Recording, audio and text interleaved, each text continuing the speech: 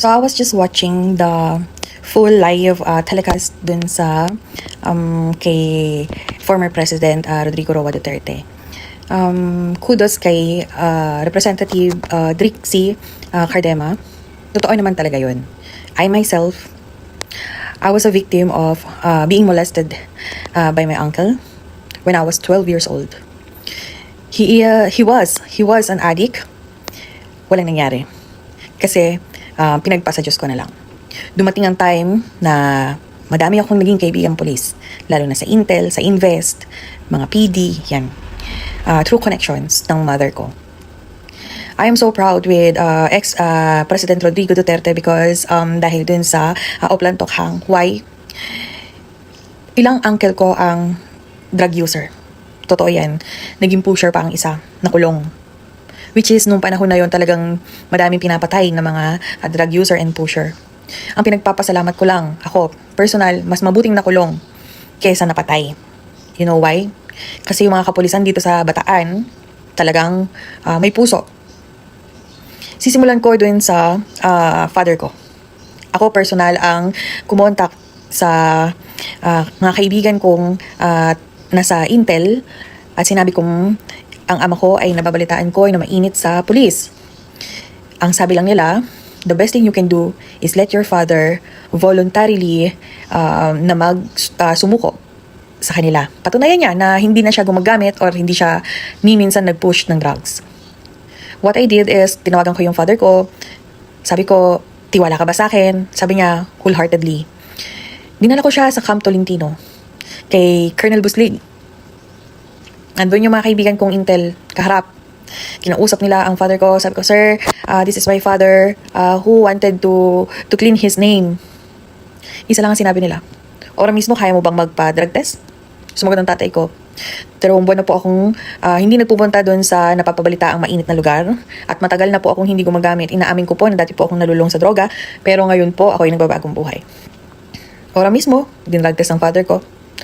Ang advice sa father ko, umuwi ka sa bahay nyo at ayusin mo ang pamilya mo. Ipanatag mo sarili mo. Hindi pa natigil doon ang issue. Nagkaroon naman ng problema sa mga uncle ko. Nabalitaan ko naman na i-raid daw ang bahay ng mga uncle ko. So, ako mismo talaga ang kumontak sa mga uncle ko na kung po pwede, mas maganda mag-voluntary submission kayo sa mga police na hindi totoo ang nababalita ang chismis. And then, what they did is, hindi sila kumibo. But I know.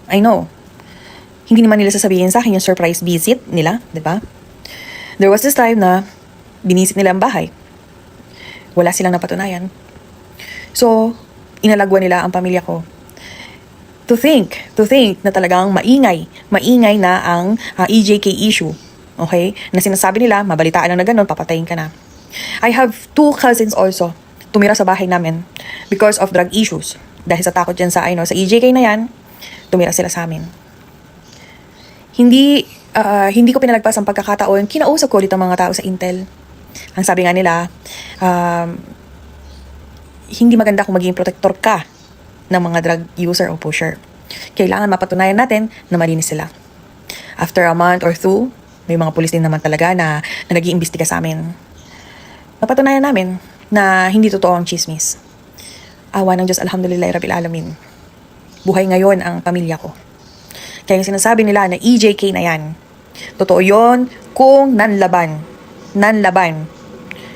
Itong mga uncle ko, hindi sila lumaban, kusa silang sumuko, ipinakita nila na ready silang magbagong buhay. At because of ex-President Rodrigo Duterte, nabigyan sila ng pangalawang pagkakataon, ayusin ang kanilang buhay.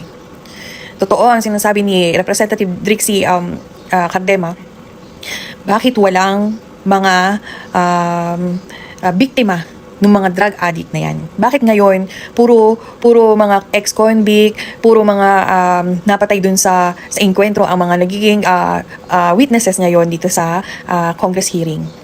Bakit wala silang pinapatawag ng mga witnesses naman ng na victim ng mismong mga drug addict at mga drug pushers? Hindi ako nandito para magkwento lang ng sabi-sabi. What I'm telling is a fact na ang pamilya ko ay binigyan ng pagkakataon ni ex-President Rodrigo Duterte para magbagong buhay. Kaya sakit na sakit ang loob ng buong pamilya ko, lalo na ng nanay ko, na nakikita na dinudurog nila ngayon si ex-president. Pero gusto namin ipaalam sa buong pamilya ni VP Sara, andito lang kami, taga Bataan, sumusuporta sa inyo. Mabuhay kayo. Laban lang, laban.